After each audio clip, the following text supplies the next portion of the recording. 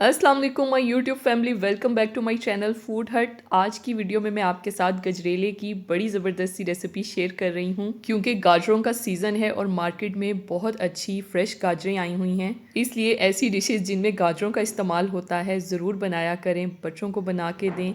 गजरेला बहुत ही healthy dish है, बहुत मज़े का बनता है। तो आइए इसे बनाना शुरू करते हैं। इसे बनाने के लिए यहाँ पर मैंने 2 लीटर दूध लिया है। कोई सा भी दूध इस्तेमाल कर सकते हैं। मैंने खुला दूध लिया है।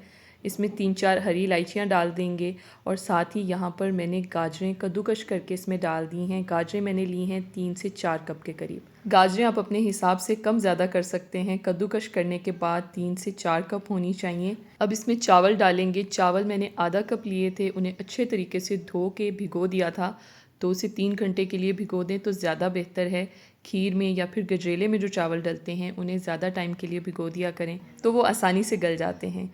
अब इन तमाम चीज़ों को पकने देंगे अच्छे तरीके से। जब बॉयल आ जाए इसके अंदर तो हम इसे 5 मिनट के लिए मीडियम फ्लेम पे इसको बॉयल होने देंगे।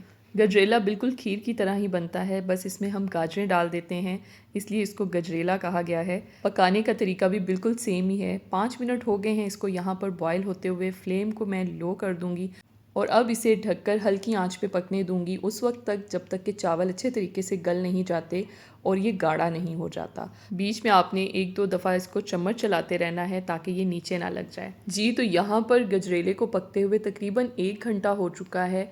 बीच बीच में मैं इसमें चम्मच चलाती गई थी ताकि ये नीचे ना लग जाए। आप देख सकते हैं कि ये अच्छा खासा गाढ़ा हो चुका है। चावल भी अच्छे से गल चुके हैं और गाजरें भी इसमें घुल चुकी हैं। दोनों चीज़ें ही, चावल और गाजरें, काफ़ी हद तक गल चुके हैं। ये देखें, आप देख सकते हैं कि ये कितना गाढ़ा हो चुका है। अब इसमें चीनी शामिल करेंगे। चीनी आप अपने टेस्ट के मुताबिक भी डाल सकते हैं। मैं यहाँ पर 3/4 कप डाल रही हूँ। हल्की चीनी खाते हैं तो 3/4 कप काफ़ी है।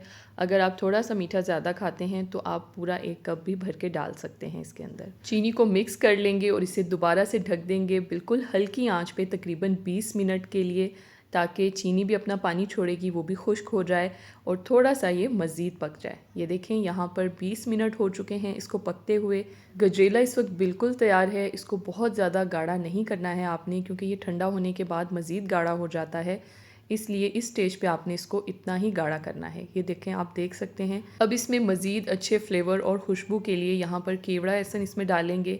आधा टीस्पून के करीब या 3 से 4 ड्रॉप्स आप इसके अंदर डाल सकते हैं।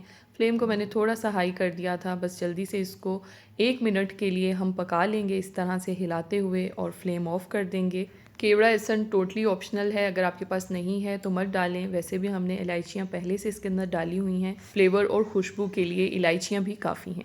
अब यहाँ पर मैंने कुछ ड्राई फ्रूट्स लिए हैं, जिसमें आप अपनी मर्ज़ी से, अपनी पसंद के मुताबिक कोई से भी ड्राई फ्रूट डालना चाहें तो आप डाल सकते हैं। अब गजरेले को सर्व कर लेंगे। सर्दियों में गजरेला गरम गरम भी खाया जाता है, आप चाहें तो ठंडा करके भी खा सकते हैं। अब इसके ऊपर खोया डालेंगे, नट्स डालेंगे और इसे सर्व करेंगे। उम्मीद है आज की ये रेसिपी आपको अच्छी लगी होगी। वीडियो पसंद आई है तो लाइक ज़रूर कर दिया करें और कमेंट बॉक्स में अपनी राय का इजहार करना मत भूलिएगा। चैनल पर नए हैं तो इसे सब्सक्राइब कर लें। अल्लाह हाफिज़।